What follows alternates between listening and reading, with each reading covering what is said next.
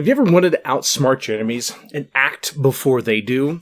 The ready actions are really a secret weapon that are underused in Dungeons & Dragons, and it can turn the tide of an enemy battle. And so today, we're going to break down these mechanics, and so you can understand how they work, and you can exploit them to actually gain the upper hand.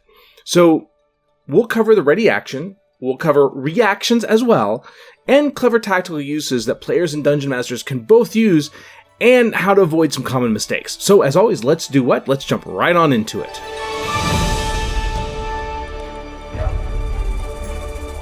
What are ready actions and reactions? So a ready action lets you prepare to act when a specific trigger happens. I ready an arrow to shoot the first enemy that comes to the door. How it works. Choose a trigger. When a goblin crosses the bridge. An action. I shoot my bow. Use your reaction. You act immediately when the trigger happens. So how does this pay off? The definition, a reaction is an instant response to something happening even outside of your turn. The wizard casts shield as a reaction to being hit. Now you don't have to ready that because that spell can be cast as a reaction. So there is only one reaction per round. So using a reaction, timing is everything. And so the setup is incredibly important. So why are ready and reactions so powerful? Well, it gives you a chance to have tactical control. So attack enemies before they can act. In Dungeons & Dragons, a lot of times it's a slog. It's just two people standing toe to toe. Well, there's a lot of times where enemies can really damage a party. Especially, you can take into account that they may be weak. Removing an enemy from the battlefield by using a reaction or a spell being held for something to happen can turn the tides of a battle. It allows dungeon masters, when they know their players think tactically, to put them up against things that they may not be willing to take once they understand the tactics of the battle. It also gives a chance for creative solutions. You can interrupt spells, you can trap enemies, you can guard allies, you can set up traps. And it turns defense into offense by surprising your enemies with unexpected counters. There's a lot of ways that a ready and reaction can both really change the tide, giving you a favor when it comes to proper setup. So let's talk a second about how to use readies and reactions really in creative ways. And not necessarily creative, but something that you just should consider. The first is ambush tactics. I ready my firebolt for the guard to open the gate. This is a big one to give you the drop on that encounter. And it's effective because you strike before they can raise the alarm, you strike before they can act, it's during their turn, so they're getting in position to set up to attack you, but they may not be able to. So you're going to get a strike even though you may not have that yet. Also, to stop enemy movement. Example, I ready an attack to trip the enemy when they cross my line. Okay, that's interesting, but if they're coming through a door and you're standing beside it, you're using the trip action. That's great. You can ready booming blades. If they move after the hit, they take extra damage. That could be fun. So they come through the door, you hit them with booming blade, now they're stuck there. The thing is most bad guys are going to continue to move because they don't necessarily know what booming blade is. There are some very interesting things that you can do by just exploiting that the bad guys don't know everything either, and you can utilize that to your advantage. You can also use it to guard allies. So I ready protection to impose disadvantage on attack against my ally. That may be something your dungeon master does or doesn't do, depending on how it works. Or you may ready a defensive action. Also countering spellcasters. I ready counterspell as the enemy casts anything. Here's the thing. You don't have to do that because counterspell is a reaction. So sometimes what people will think is a ready action is not actually a ready action. It's just a reaction. So take a look at your spells, take a look at your abilities, and know what reactions you have because those can be just as powerful. If you have a series of reactions that you can use, then you may not be readying an action because you have the reactions you already want. But for players that don't have reactions, a lot of them are going to be fighters unless you've taken a feat. Even a lot of wizards, unless you take the right spells, you can utilize your regular actions as reactions. So just keep that in mind. So some common reactions that we forget about as players a lot of times. Number one is opportunity attacks. Punish the enemies for fleeing away. The rogue tries to run, you slash at their back. You can also use Sentinel to stop their movement completely. These are really powerful attacks that you can use that you have access to. Don't forget about opportunity attacks. Also defensive reactions. Things like Shield, Cutting words. There's lots of different ways that you can utilize, shields for boosting your AC, cutting words for lowering an enemy's attack roll before the damage hits.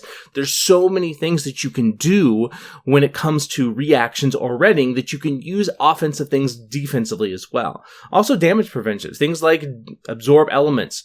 That's an amazing one to have, having income elemental damage and store it for your next attack.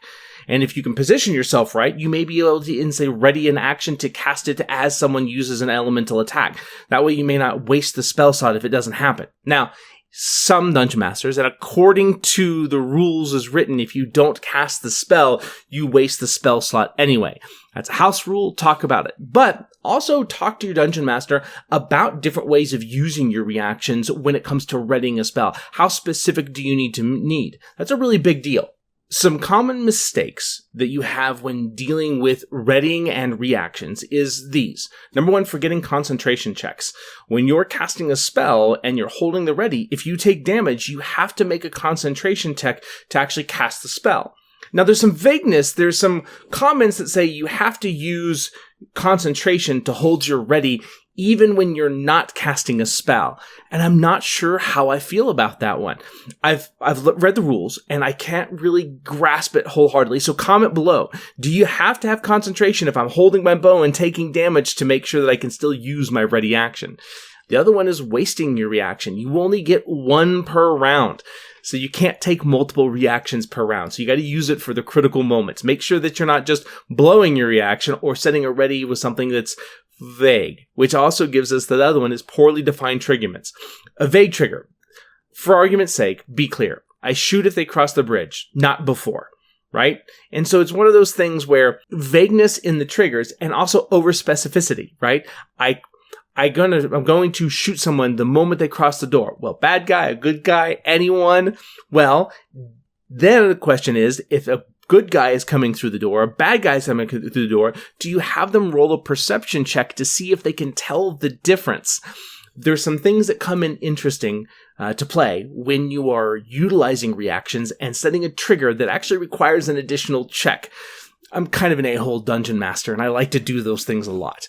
So that depends on how you play the game and what your dungeon master allows and doesn't allow, or how they'll push the buttons for you. So here's some pro tips for the dungeon masters out there for ready and reactions. Number one, think ahead. For the players out there, ready actions reward planning, not just reacting. So if you're going to put a good plan into play, also take into account that you can ready actions. That's a big one. Also, combine these with class abilities. Fighters with Sentinel, Wizards with Shield. Those players can become reaction masters. And it's amazing what you can actually accomplish by utilizing those abilities that have reactions built into them. Reactions are a lot of times underplayed and don't get a second chance. If you're not playing with feats, so you don't have Sentinel, then be creative with it. How can you use your fighter and use reactions to play defensively, but also offensively? And for the Dungeon Masters, use enemy reactions as well to surprise the players, but also reward creative counters, right? It's one thing if I want to utilize the mechanic of a reaction. I may not have to understand that it's actually a reaction, but I can definitely play it to where the players walk in and the players are ambushed. Yes, it's not a surprise round. It's simply the reaction of the bad guy. Mechanically, this doesn't show up usually in our storytelling or collaborative combat. But if you think about the mechanics of it, it's amazing what additional things you can do. So it's a fun mechanic to play with overall. So overall, let's take a second. Player tips. Use ready reactions to control the battlefield and reactions to counter threats. For the dungeon masters out there, use ready actions to sparingly but effectively to build tension. What's the coolest ready or reaction play you've ever seen at the table? Share it in the comments, like and subscribe, and we'll see you guys next time.